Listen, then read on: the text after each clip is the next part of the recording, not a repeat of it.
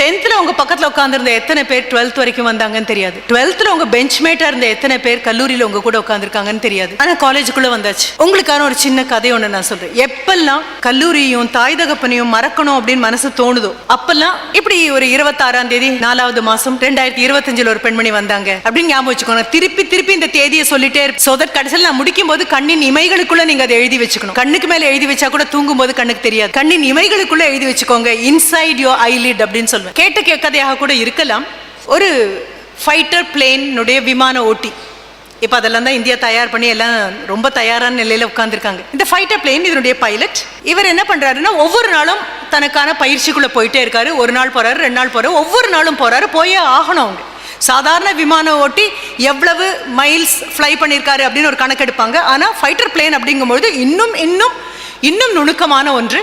ஒவ்வொரு நாளும் பயிற்சிக்கு போறாரு. பயிற்சிக்காக அவர் உள்ளே ஏறும் பொழுதெல்லாம் அந்த விமானத்துக்குள்ள அவர் ஏறணும். அப்போ யூனிஃபார்ம் அணிந்த ஒரு காக்கி யூனிஃபார்ம் அணிந்த ஒரு நபர் வெளியே இறங்கி வருவார்.